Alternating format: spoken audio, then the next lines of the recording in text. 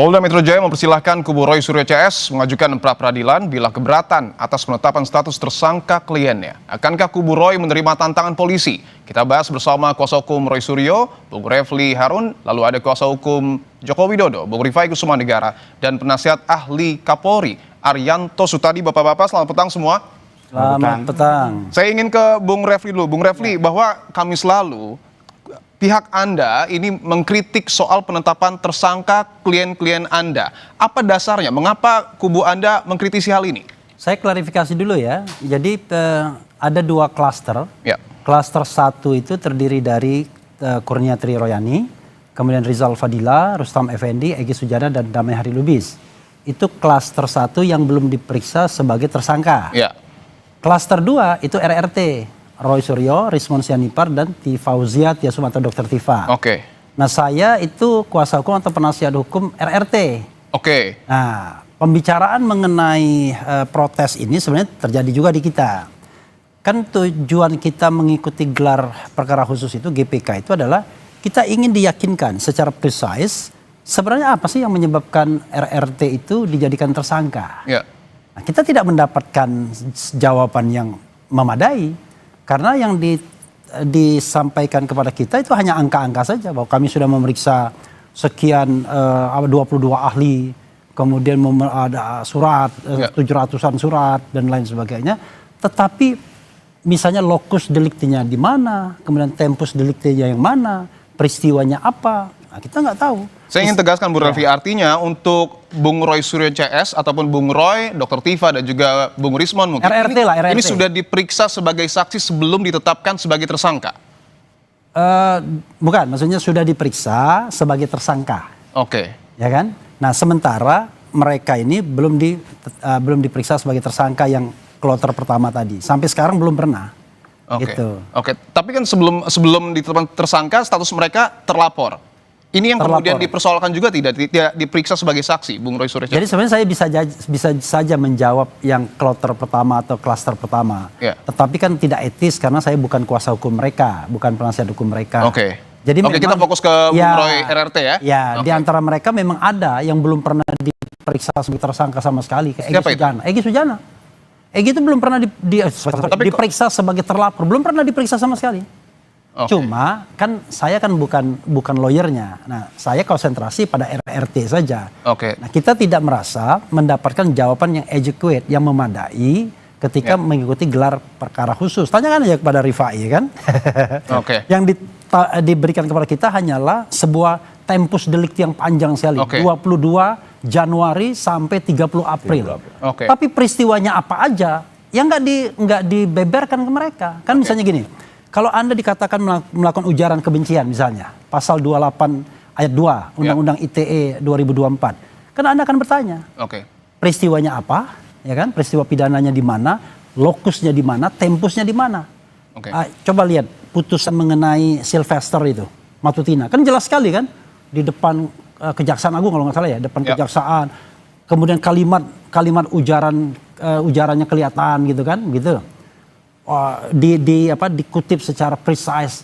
Kalau ini enggak, panjang sekali. Lalu kita mau membela bagian mana? Makanya saya katakan pada waktu gelar perkara khusus, sebenarnya tidak ada pasal yang bisa dikenakan kepada mereka dari 6 pasal yang untuk sementara dituduhkan ke mereka. 310 KUHP, 311 KUHP, kemudian 27A Undang-Undang ITE. Itu semuanya tidak bisa disangkakan. Karena kita bisa sangkal semua itu. Saya ingin tanyakan ke Pak Arianto bahwa kubu dari Roy Suryo CS ini masih mempertanyakan. Roy Suryo ini masih mempertanyakan soal penetapan status tersangka mereka. Tanggapan Anda, Pak Arianto?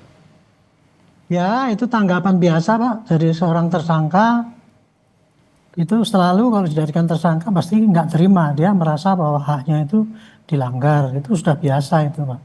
Tetapi yang namanya penetapan tersangka itu ya dari penyidik itu, dia hanya dasarnya kepada bukti awal. Bukti awal itu cukup nggak 2 gitu kan. Dan yang namanya alat bukti itu kan ada 4 gitu ya. 1 dokumen, keterangan saksi, keterangan ahli, barang bukti, terus dokumen digital kalau sekarang tambahnya gitu. Nah, sepanjang dia dapat 2 itu ya otomatis dia bisa menemukan dan ada LP. Tapi kalau ada 2 Pak Arianto, maka dia langsung baik.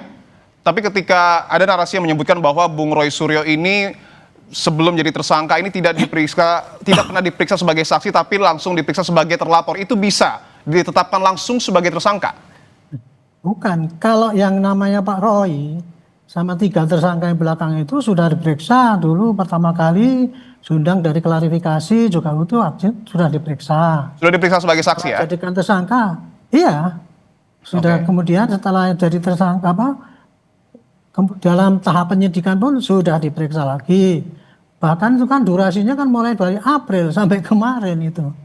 Betul begitu ya, Bung Refli ya? Iya, Gini, kalau memang. saya ya. Tapi betul Karena sudah memang pernah diperiksa begitu. sebagai saksi atau belum sebenarnya ini? Jadi gini, saya tidak mau menjawab itu ya, karena yang konsentrasi saya adalah pasal-pasal yang dikenakan. Kalau itu kan tanyakan kepada yang kloter yang pertama. Artinya tidak bisa ditanyakan ke RRT? Bisa saja, tetapi saya merasa nggak punya hak untuk menjawabnya. Itulah. Yang punya hak untuk menjawab mereka. Tetapi kalau ditanyakan kepada saya, apakah pasal-pasal yang dikenakan kepada mereka yang RRT itu 6 pasal tersebut memadai, sudah jelas, sudah tegas. Saya mengatakan pasal-pasal tersebut nggak jelas. Bahkan saya mengatakan sontoloyo dalam beberapa kesempatan. Oke. Saya bisa tunjukkan sontoloyonya di mana. Nah, jadi ini kan kita berargumentasi, bukan kita bicara tentang soal klasik. Wah, kalau tersangka pasti ngomongnya begitu. Enggak begitu dong, Pak Arianto. Dengarkan dulu Iya dong. argumentasinya saya kan apa, boleh ya kan? pandangan saya kan, Pak. Nah, jadi argumentasi yang kita bangun apa? Makanya Anda tanya, kenapa 6 pasal itu kita anggap sontoloyo atau tidak memadai, tidak adequate untuk dikenakan kepada RRT. RRT sekali lagi ya, Roy RRT ya. ya. Saya ingin tanyakan ke Bung Rifai bahwa 6 pasal yang kemudian disangkakan kepada RRT ini disebut sontoloyo. Tapi tahan dulu, kita akan kembali membahas terkait dengan polemik ijazah Jokowi usai jeda. Tetaplah di Kompas Petang. Kami lanjutkan dialog terkait dengan polemik ijazah Jokowi. Saya ingin ke Bung Refli. Bung Refli, singkat saja. Dari 6 pasal yang kemudian Anda pertanyakan dan disebut tidak bisa disangkakan kepada trio RRT, pasal mana yang paling tidak bisa dilekatkan? Pasal 32 dan pasal 35 Undang-Undang ITE 2008. Alasannya? Alasannya karena contohnya misalnya Roy Suryo dianggap mengedit sebuah dokumen agar tampak otentik. Dari mana Roy Suryo ada Tifa kemudian Rismon mengedit dokumen agar otentik? Yang dikatakan sebaliknya bahwa dokumen itu palsu. 99,9% palsu. Lah, kok malah dituduh dia mengedit suatu dokumen yang palsu atau yang tidak beres menjadi yang tampak otentik? Kan terbalik malah. Saya ingin tanyakan salah satunya ya. Baik, saya ingin tanyakan ke Bung Rifai, ada 6 pasal yang paling utama adalah Roy Suryo disebut tidak mengedit ijazah Jokowi. Tanggapan Anda? Jadi pertama yang kami laporkan ini 5 pasal, bukan 6 pasal ya. Yaitu 310, 311, 27A, 32 dan 35. Sementara 310 dan 311 itu sebenarnya rujukannya ke 27A.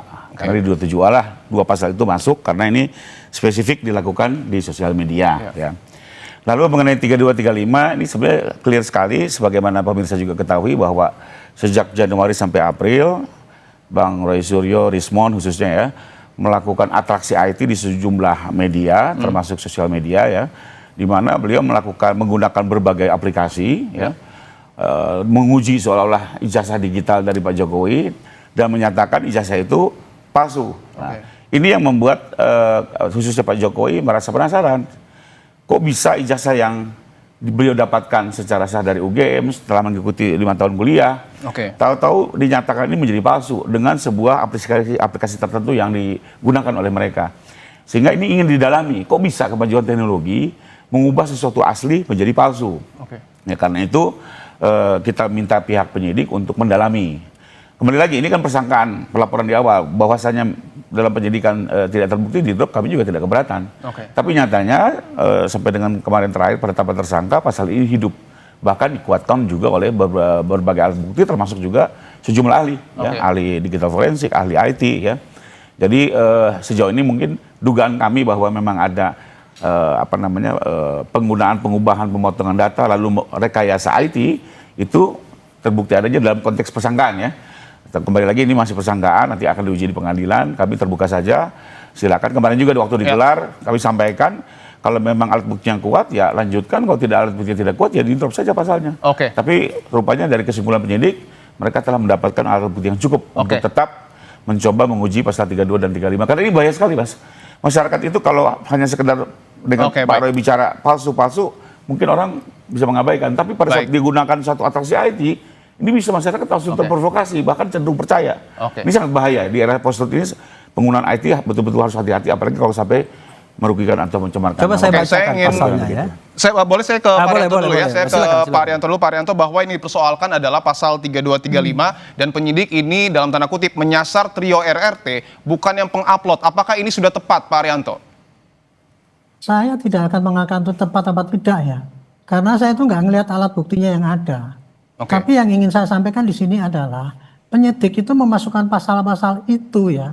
Itu berdasarkan bukti-bukti yang ada, bukti digital yang dikumpulkan yang ada 710 itu, dan kemudian keterangan daripada para pahdi, keterangan ahli yang mengatakan kalau begini ini masuk pasal ini apa tidak, kemudian saksi-saksi yang lain yang menguatkan apakah bukti ini benar atau bukti yang direkayasa apa tidak. Dari situlah kemudian ditetapkan bahwa itu pasalnya masuk, bukan penyidik yang menentukan, tapi dari semua ya alat bukti yang ada dikumpulkan, masuk, dihitung-hitung, oh ini lebih daripada 2, ya sudah jadi.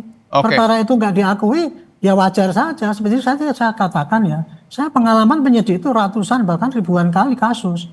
Di setiap penyidikan kasus, pasti tersangka maupun penasihat hukumnya menyatakan bahwa tersangkanya itu tidak bersalah. Itu sudah umum gitu. Nah, kalau ada kayak gitu, ya tinggal pra-peradilan saja. Gak susah itu Pak, ya gitu masih. Soal pra-peradilan yang kemudian menjadi tantangan dari polisi, Bung Refli, apakah kemudian pihak Anda akan menjawab dengan melakukan pra-peradilan? Sebenarnya saya belum puas dengan pasal 35 tadi ya, itu simplifikasi yang dikatakan itu. Tetapi intinya adalah saya satu poin ya, yang tepat untuk pasal 35 itu Andi Azwan ya, bukan Roy Suryo, karena Andi Azwan mengatakan dia mendapatkan scan asli, padahal ternyata setelah diteliti bukan scan asli, tapi dia mengambil juga dari upload.